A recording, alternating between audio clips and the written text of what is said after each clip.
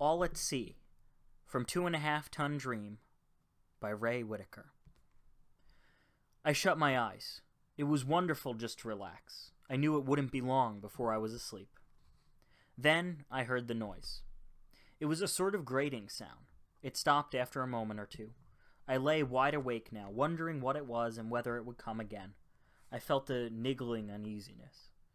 If there were going to be strange noises during the night, I wanted to know what made them. The noise came again, after an interval of perhaps a couple of minutes. There was another interval, and then it sounded a third time. I still didn't know what it was, but my resolve of a few minutes before to find out was failing. I had begun to nod off. Whatever it was, it probably didn't matter very much. I decided to ignore it. "Darling," said a very drowsy voice from the other bunk. "What? I thought you were asleep." "I was, but there's a queer sort of noise." "I know." "It woke me up." "I'm sorry." "What's making it?" "I haven't a clue." "Doesn't matter?" "Not in the least." "There isn't anything wrong, is there?" "Of course there isn't." "But you don't know what's making it?" "Not exactly." "Then how do you know there isn't anything wrong?" "Oh, go to sleep." Silence again for a while, absolute and complete, apart from the faint soughing of the wind outside. Then the noise came again. This time I realized what it was, and kicked myself for not having done so before. "Darling, there's that noise again." "I heard it. It's nothing to worry about. It's only the anchor chain dragging over the bottom." "Does that matter?" "Of course it doesn't." "You're sure it's only the chain dragging and not the anchor?" "Of course it isn't the anchor." "That's all right then. Good night, darling." "Good night." Peace. The chain dragged again, but it was quite a pleasant sound now that I knew what it was. This time I really began to drift off to sleep. "Darling." Somehow I struggled back to consciousness. "What is it now?" "You're sure it's not the anchor?" "Absolutely certain." "That was an awfully long drag right now." "It's all right." "I hope so, darling. For heaven's sake." "I'm sorry to be such a nuisance, but I wish you'd have a look and see that we're still in the same place. We don't want to drift out to sea, do we?" I groaned, but I knew I was going to have to obey. The same sort of thing happened at home. Whenever there was an argument about whether I should get up and fix a rattling window or not, or let the cat in, I never won. Besides, I knew I'd got to take a look now for my own peace of mind. The seeds of doubt had been sown. I groaned again and heaved myself out of my bunk. My body felt like lead. It was chilly now in the cabin. I pushed back on the sliding roof and stuck my head out, shivering. The rain had stopped at last, but the night air was very cold indeed. A small, draughty breeze was blowing. I stared around me. After the pitch darkness of the cabin, it seemed comparatively light outside, and I was able to check Puffin's position by the boats laying near her. I could hear the fast-running ebb tide chuckling faintly around her rudder, but she was perfectly stationary and steady. She was quite all right, as I'd known she would be. I cowered back inside and shut the roof. It was much too cold out there. "We haven't moved an inch," I said. "Does that satisfy you?" No answer. "So," I muttered bad-temperedly to myself, "she's so worried that she goes back to sleep and forgets it. All she wanted was for me to get out of my bunk. Women." I lay down again, feeling as righteously indignant as my weariness would let me. I pulled the blankets up over me. The chain dragged again, and there was a faint tap-tap of a halyard against the mast. I knew what that was, so it didn't bother me at all. In fact, it was a rather soothing sound. "Darling." "Oh, no." "There's a tapping sound." "I know there is. It's a rope on the mast." "Why is it doing that? It wasn't a little while ago." "The wind is getting up again, that's all." "Wind? There's not going to be another storm, is there?" "Of course there isn't." "Is that thing going to go on all night like that?" "I don't know." "It's a bit irritating, isn't it?" "Is it? I find it rather soothing."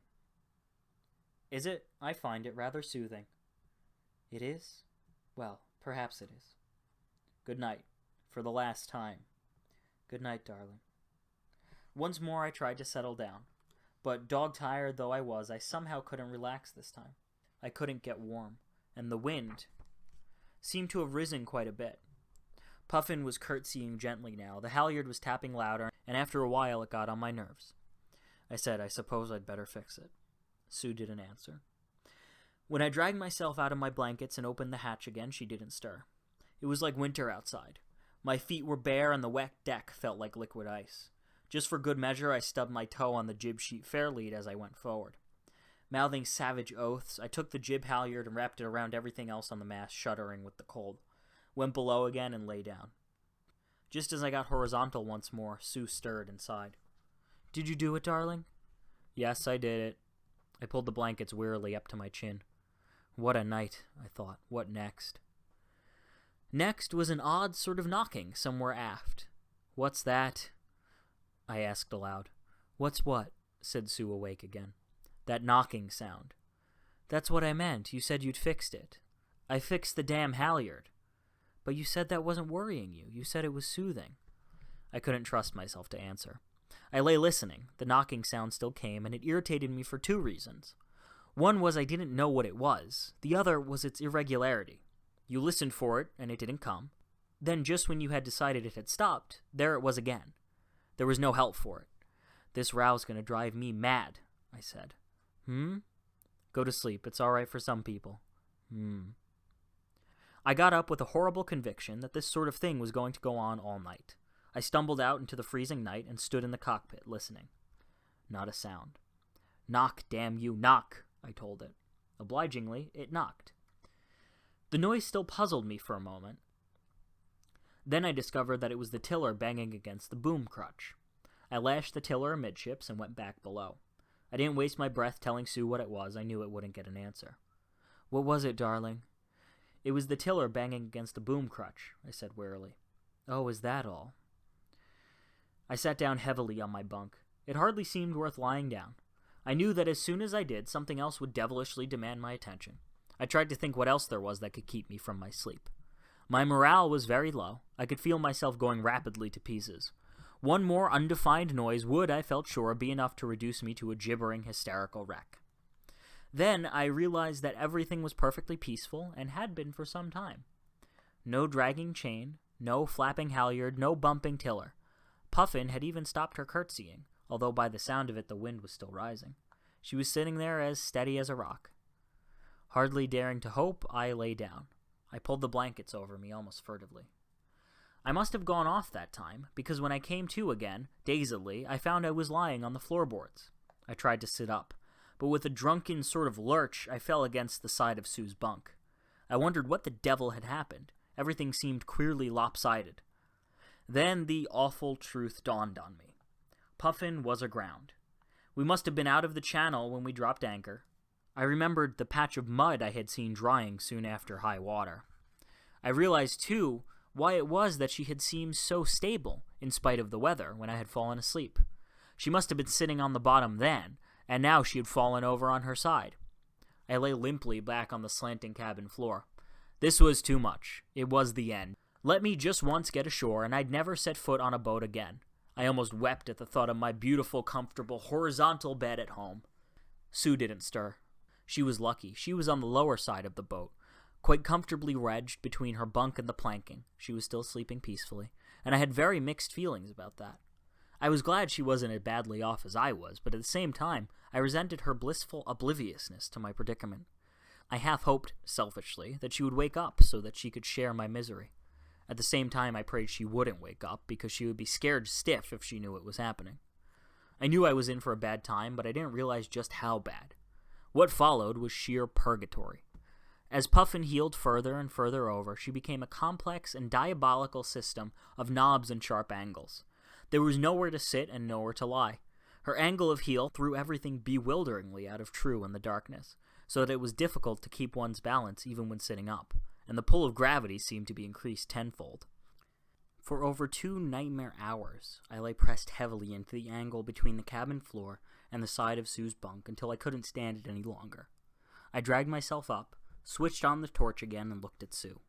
She had turned on her back and was lying quite happily half up on the side of the boat, and the little devil was smiling in her sleep. It was no good. The cabin had become a torture chamber.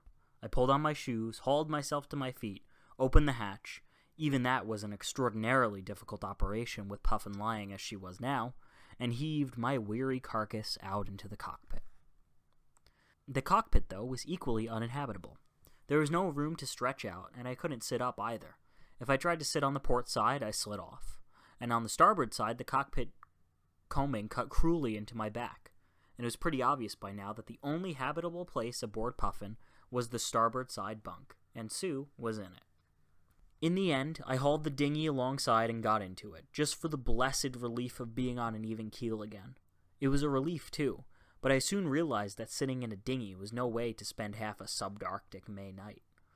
To try to get some warmth back into my shuddering body and frozen hands, I cast off and rode like a lunatic around the anchorage. The tide had turned. It was setting strongly up the creek, and now that it was running up against the wind, the water was quite rough. Some of the lighter craft I passed were surging about, caught between the opposing forces of wind and tide. The night seemed much more alive than it had been when I rode ashore. It was full of movement and the cold, wet slap of waves against boats' hulls. I spent a long time rowing round, searching for Puffin. My one consolation was that by the time I found her, she might be afloat again. My only object in life now was to get aboard and crawl into my bunk and give up the ghost. She wasn't afloat. When I finally found her, she was still well on over her side. But even that didn't seem to matter anymore. I struggled on board, secured the dinghy, stumbled into the cabin, and laid myself miserably down on the cabin floor. Sometime later, I roused sufficiently. It was a violent shivering attack that woke me up, to realize that Puffin was on an even keel and afloat again. I hauled myself thankfully onto my bunk and pulled the blankets over me with palsied fingers. I was awakened next time by a bump. It must have been quite a bump, for, out to the world though I was, it brought me erect in my bunk with a jerk. I sat there rubbing my forehead and wondering what in God's name was happening now. Things seemed to be getting violent outside. The wind was loud in the rigging, and Puffin was rolling quite heavily. Every now and then her chain dragged noisily. I didn't care. Whatever happened, I wasn't going to get up again. I lay down. As I did so, there came a sizable wallop from somewhere aft. It was repeated a minute later. I knew that sort of thing just couldn't be allowed to go on. I wondered if some boat had broken a drift from her mooring and was bumping against us. That could be dangerous. Feeling suicidal, I got up to find out. It was the damned dinghy. I got out into the cockpit in time to see it was shearing away into the darkness after its last attack. No doubt it was retreating to the full length of its painter in order to get up maximum speed for its next onslaught. Sure enough, it came surging in. I fended the little brute off and then stood staring after it, wondering what to do about it. Both Puffin and the dinghy were ranging about a good deal. It was when their orbits intersected that the bumps came. I had read a good deal about errant dinghies without ever figuring out just what to do about them, short of taking them on board. That was impossible, with so small a boat as Puffin. I suspected that the authorities I consulted on the subject had never been able to find a satisfactory alternative solution themselves. I tried giving the dinghy the full length of her painter. She vanished into the darkness astern, and when some little time had passed without her reappearing again, I began to wonder whether those same authorities hadn't overlooked the simplest solution at all. They hadn't. I was just diving back into the cabin when there came a fearful crash on the starboard quarter. It was incredible to think that an 8-foot dinghy could pack such a punch. It shook Puffin from stern to stern. The things in the galley clashed together violently, and something fell over up forward. About the only item on board that remained oblivious to the collision was the female corpse in the starboard bunk. Once again, I turned bleakly back into the cockpit. The only thing I could think of now was to secure the dinghy on a very short painter instead of a very long one. If that didn't work, I was sunk. It didn't work. On the shore painter, the dinghy hit Puffin twice as often, if less violently, and spent most of the intervals between the bumps scraping and groaning against the rudder post and transom. The bumps were endurable now, though after listening miserably for a while to the quick succession of thuds, wheezes, groans, and scrapes that busy little boat was producing, I decided the only thing to do was to leave it at that. I crawled back inside. I lay down. I slept after telling myself I was definitely going to sell the damn boat back to Charlie the first moment I could. I'd give it to him. It wasn't a bump that wakened me next time. It was a shaking. I didn't know what it was, and I didn't care. I hunched my shoulders against it. I didn't care if we sank with all hands. I wasn't going to get up for anything. Wake up, sleepyhead. It's after 9 o'clock and I've made the tea. I turned on my back and opened my eyes. Sue was bending over me. She had a mug in her hand. The sun was streaming in through the hatch behind her, and what I could see of the sky was a cloudless, bland blue. You have had a good night, haven't you? Sue said. So have I, darling. I think sleeping on a boat is simply gorgeous. So calm, so peaceful. I groaned and shut my eyes again. Darling, your tea. Leave me alone, I said. I'm tired.